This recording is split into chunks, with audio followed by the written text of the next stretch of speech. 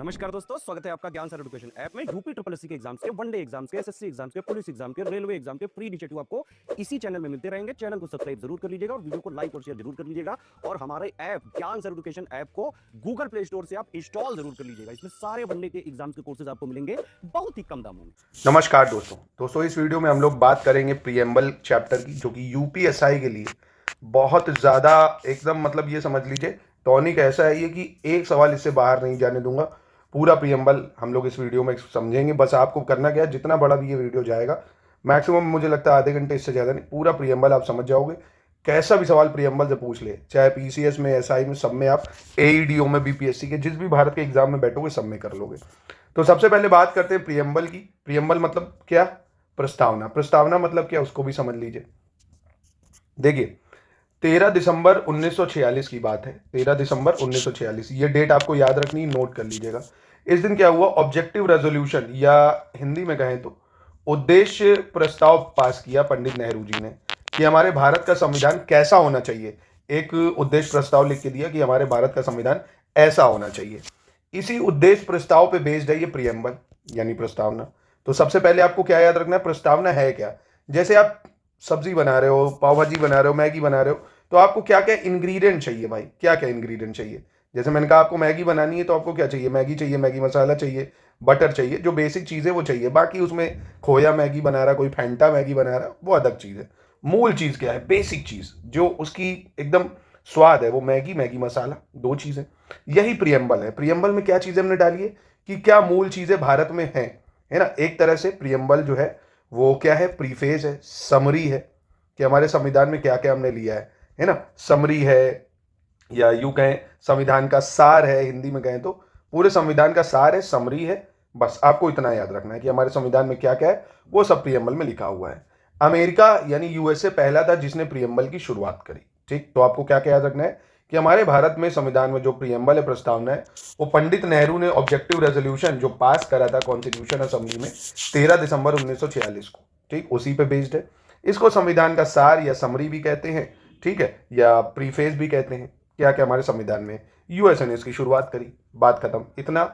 इसके बाद याद करने के बाद आपको एक डेट और याद रखनी है, 22 जनवरी 1947। अब 22 दिसंबर में पेश किया तो अगली जनवरी आएगी।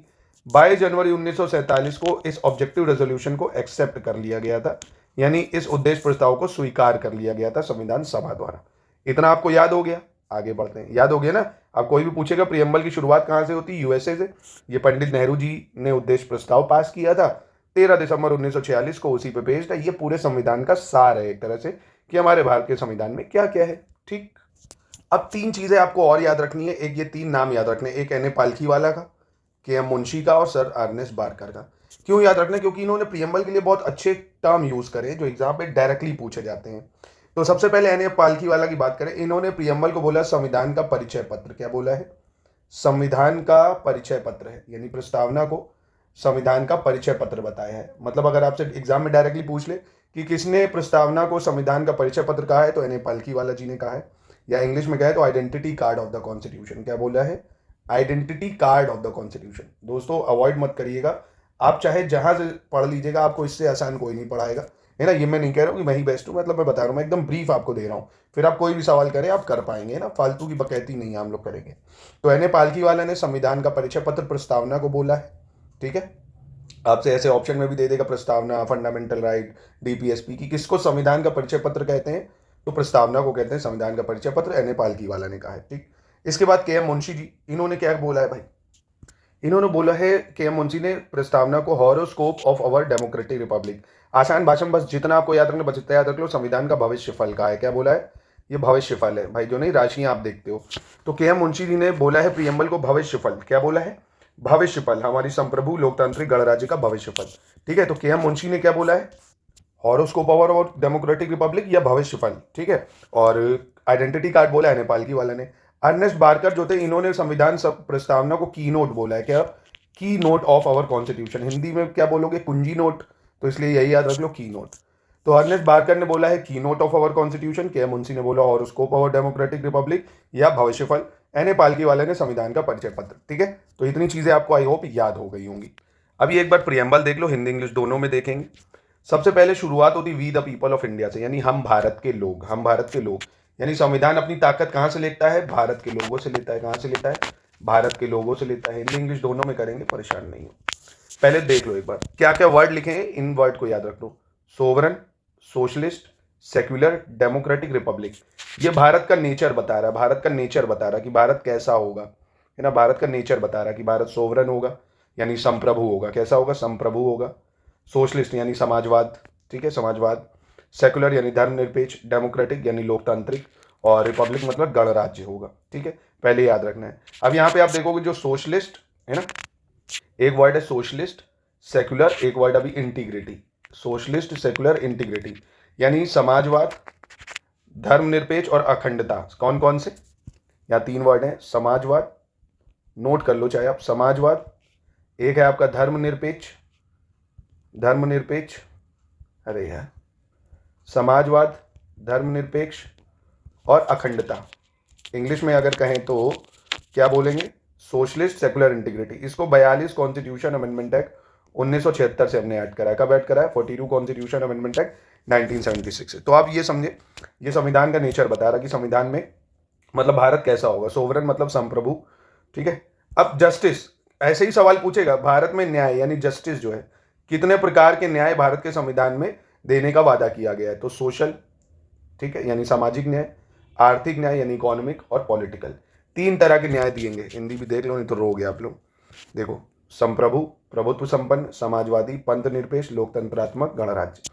न्याय कितने तरीके के मिलेगा? 3 तरीके का न्याय है, सामाजिक, आर्थिक, राजनीतिक, चौथा नहीं है। स्वतंत्रता कितने तरीके की मिलेगी? यानी लिबर्टी की बात कर रहा है तो 5 टाइप की लिबर्टी की बात कर रहा है हमारे संविधान में। 5 तरह की लिबर्टी है, विचारों की, अभिव्यक्ति की, विश्वास की, धर्म की और उपासना की। Liberty of thought, expression, belief, faith and worship, है ना। 5 तरह की, छठी नहीं है यहाँ इकोनॉमी की बात नहीं कर रहा, इकोनॉमिक लिबर्टी नहीं है। समता, प्रतिष्ठा और अवसर की समता मिलेगी सभी को। और राष्ट्र की एकता और अखंडता सुनिश्चित करने के लिए बंधुत्व बढ़ाना है, यानी फ्रेटर्निटी, हिंदू मुस्लिम भाई भाई ये सब। और संविधान को हमने एक्सेप्ट कब करा है? 26 नवंबर 1949 को करा है। बस आपको यही चीजें याद रखनी है। अब इनका मतलब समझ लो भाई। सोवरन का मतलब क्या होता है? संप्रभु, कि आपसे बड़ा कोई नहीं है, पुतिन है चाहे ट्रंप है, जो हमारी संसद डिसाइड करेगी वो अपने लिए वो खुद ही डिसाइड करेगी, किसी बाहर के निर्णय से प्रेरित होकर वो नहीं करेगी, है ना। फिर सोशलिस्ट यानी समाजवाद। आप देखो, हमने हर चीज को नेशनलाइज नहीं कर रखा है, मतलब हर चीज सरकारी थोड़ी है। हमारे यहाँ सरकारी भी है, प्राइवेट भी है, दोनों ही को मौका दे रखा है। भाई चाइना में क्या है, प्योर तरह से वो लोग सोशलिज्म पे काम कर रहे हैं कि सरकारी ही चीजें होंगी। हमारे यहाँ ऐसा नहीं है, हमने मिक्स्ड इकोनॉमी को प्रेफर करा है। हमारे यहाँ प्राइवेट भी होगा, सरकारी भी होगा, ये सोशलिज्म का मतलब है। हमने मिक्स्ड सोशलिज्म ले रखा है। सेक्युलर का मतलब कि कोई भी राष्ट्र का ऑफिशियल रिलीजन देश का नहीं होगा, है ना। कोई भी ऑफिशियल रिलीजन नहीं होगा, सर्वधर्म समभाव वाली बात चलेगी। हंसी आ रही होगी आपको ना। डेमोक्रेटिक, डेमोक्रेटिक मतलब क्या होगा भाई? हमने ले रखा है क्या? लोकतंत्र, लोकतंत्र है भाई, है ना। हम लोग वोट करते हैं, हमारे द्वारा चुने हुए लोग कानून बनाते हैं भाई, है ना। रिपब्लिक, रिपब्लिक का मतलब गणतंत्र, गणतंत्र का मतलब चुना हुआ राजा। अब ये नहीं होगा कि राजा राज करेगा फिर उसका बेटा राज करेगा, ऐसा नहीं। हम देखो अपने प्रेसिडेंट चुनते हैं, हालांकि हम प्रेसिडेंट को वोट नहीं देते हैं, हमारे द्वारा चुने हुए जो लोग हैं वो राष्ट्रपति को चुनते हैं, ये इसका मतलब है। अब हमें 3 तरह का जस्टिस मिलेगा। सोशल न्याय, आप देखो सभी लोग समाज में बराबर है ना, चाहे वो SC हो, ST हो, सब लोग, सबको जो है जगह मिल रही है पार्लियामेंट में कि नहीं मिल रही है, इकोनॉमिकली भी, पॉलिटिकली भी, है ना। ये लिबर्टी यानी हमको क्या मिलेगी? लिबर्टी मतलब अपने बेटरमेंट के लिए काम करना, हमें कोई रोकेगा नहीं, लिबर्टी है, आज़ादी है। इक्वालिटी भी है सबको। फ्रेटर्निटी मतलब ब्रदरहुड बनाए रखना, है ना, ब्रदरहुड बनाए रखना। हिंदू मुस्लिम भाई भाई मतलब इतने धर्म में आपस में मिलजुल के रहो ताकि देश की इंटीग्रिटी और यूनिटी बनी रहे। बस आपको UPSI वगैरह के लिए इतना याद रखना है, सिंपल सी चीज़ है बस प्रीएम्बल में, ठीक है। अब फिर से आपसे पूछता हूँ, 42 कॉन्स्टिट्यूशन अमेंडमेंट से क्या क्या जोड़ा? तो सोशलिस्ट, सेक्युलर, इंटीग्रिटी यानी समाजवाद, और धर्मनिरपेक्ष और अखंडता। और कॉन्स्टिट्यूशन को हमने कब एक्सेप्ट करा? इसको 26 नवंबर 1949 को। इसलिए 26 नवंबर को हम लोग कॉन्स्टिट्यूशन डे भी मनाते हैं। एक सवाल ये भी बन सकता है, कॉन्स्टिट्यूशन डे भी मनाते हैं। देखिए आपसे क्वेश्चन भी कराऊंगा, आप देखना सब कर ले जाओगे।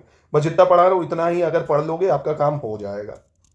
अब एक टर्म आता है नॉन जस्टिसिएबल। आपको ये वर्ड याद रखना है, नॉन जस्टिसिएबल। इंग्लिश में और हिंदी में दोनों बता रहा हूँ।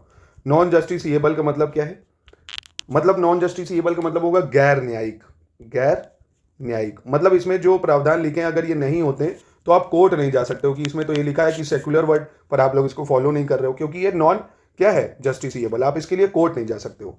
वहीं फंडामेंटल राइट अभी हम लोग पढ़ेंगे, उसमें मैं बताऊंगा जस्टिसिएबल है कि कोई भी आपके फंडामेंटल राइट छीन रहा है, तुरंत पहुंचो सुप्रीम कोर्ट, सर ये मेरे फंडामेंटल राइट छीन रहा है, रिट जारी करो, ये चीज़ है। जैसे डीपीएसपी है वो भी नॉन जस्टिसिएबल है, अभी आगे उसको भी पढ़ाऊंगा। तो नॉन जस्टिसिएबल मतलब वो अगर नहीं फॉलो कर रही है सरकार तो आप कोर्ट नहीं जा सकते हो, बात खत्म। अब फिर एक अंतिम टॉपिक आता है कि क्या प्रियम्बल संविधान का भाग है या नहीं, क्या प्रियम्बल संविधान का भाग है नहीं, ये कि नहीं। तो इसमें देखो एक केस आया था, बेरूबारी यूनियन केस। कौन सा? बेरूबारी यूनियन केस आया था, एक बेरूबारी यूनियन केस 1960 में। बस आपको इतना याद रखना है कब आया था, 1960 में। इसमें सुप्रीम कोर्ट ने बोला था no, preamble is not a part of constitution. क्या बोल दिया था? प्रियम्बल जो है वो प्रस्तावना जो है वो संविधान का हिस्सा नहीं है, ठीक।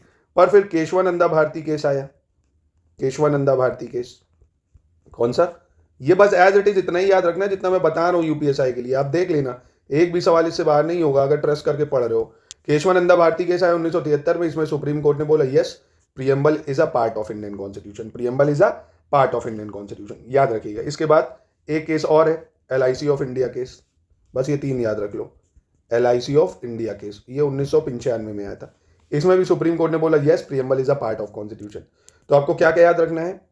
प्रियम्बल संविधान का भाग है या नहीं? बेरूबरी यूनियन केस में बोला था सुप्रीम कोर्ट में नहीं, पर केशवानंदा भारती केस में बोला यस, प्रियम्बल संविधान सभा का भाग है। LIC ऑफ इंडिया केस में बोला कि यस, प्रियम्बल संविधान सभा का भाग है। अब अगर भाग है तो क्या प्रियम्बल में यानी प्रस्तावना में संशोधन हो सकता है कि नहीं? प्रस्तावना में संशोधन हो सकता है कि नहीं? तो इसी में केशवानंदा भारती केस में बोला गया, केशवानंदा भारती केस में कि यस भाई, जब प्रियम्बल कॉन्स्टिट्यूशन का पार्ट है तो हो ही जाएगा, अगर पार्ट नहीं होगा तो संशोधन कैसे करोगे? पर वो उसका पार्ट है तो संशोधन हो सकता है। अभी तक प्रस्तावना में एक ही बार संशोधन हुआ है, 42 कॉन्स्टिट्यूशन अमेंडमेंट एक्ट 1976 के। तो बस इतना आपको प्रस्तावना में मोटा मोटा याद रखना। आपका संविधान जो यूपीएसआई का सिलेबस है उसका एक पार्ट खत्म हो गया, प्रियम्बल, बस इतना आपको याद रखना है। अब देखो ये यूपीएसआई का एक पीवाई है कि भारतीय संविधान की पीवाईक्यू मतलब भारतीय संविधान की प्रस्तावना में प्रयुक्त निम्नलिखित में से किस शब्द का अर्थ है विशेषाधिकार का अभाव, यानी एब्सेंस ऑफ स्पेशल प्रिविलेज, कि किसी को भी हमें स्पेशल प्रिविलेज नहीं देनी है। इक्वालिटी, फ्रेटर्निटी, लिबर्टी या सोवर्निटी, यानी समानता, बंधुता, स्वतंत्रता या संप्रभुता। तो ये बिना पढ़े भी आप बता सकते हो समानता का मतलब ही क्या हो गया, किसी को विशेष अधिकार नहीं देना है भाई, है ना। बंधुता मतलब भाईचारा बनाए रखना, लिबर्टी स्वतंत्रता, 5 तरह की लिबर्टी दी है ना, equality of thought, belief, faith and worship, है ना। तो सोवर्निटी यानी संप्रभु, अपने राजा खुद हो, अब कोई और आपको नहीं कहेगा क्या करो। एक और देखो प्रस्तावना से सवाल, how many times the preamble of Indian constitution has been amended, भारतीय संविधान की उद्देशिका में अब तक कितनी बार संशोधन हुआ है? तो कितनी बार हुआ अभी बताया ना, एक बार हुआ है, 42 constitution amendment act 1976। 3 word add करें, सोशलिस्ट, सेक्युलर, इंटीग्रिटी, यानी समाजवाद, धर्मनिरपेक्ष और अखंडता। यही आपसे पूछेगा, इससे बाहर कुछ नहीं पूछेगा मेरी जान, प्लीज इतना ही पढ़िएगा। बाकी ऐसे ही पढ़ना चाहते हो तो ज्ञान सर एजुकेशन ऐप पे पढ़ सकते हो, पूरी तैयारी वहाँ पे आपको कराई गई है। मेरे द्वारा पढ़ना चाहते हो तो भी नंबर पे कांटेक्ट करके बोल सकते हो, आशीष सर के द्वारा भी पढ़ना है तो भी आप पढ़ सकते हो, ठीक है। एक और देखो, 13 दिसंबर 1946 को संविधान सभा में ऐतिहासिक उद्देश्य संकल्प को किसने पास किया? तो देखो अभी बताया ना, 13 दिसंबर 1946 को ऑब्जेक्टिव रेजोल्यूशन कौन लाया था भाई? पंडित नेहरू लाए थे। ये भी पूछ सकता है इसको स्वीकार कब करा गया, वो भी अभी बता दिया ना, 22 जनवरी 1947। एक सवाल इससे बाहर नहीं जाएगा, जितना पढ़ा रहे हैं बस उतना पढ़िए। ज्ञान सर एजुकेशन ऐप पे सब पूरी तैयारी आप वहीं से कर सकते हैं। एक और सवाल देखो, प्रस्तावना के अनुसार यानी अकॉर्डिंग टू प्रीएम्बल भारतीय संविधान अपना अधिकार किससे प्राप्त करता है भाई?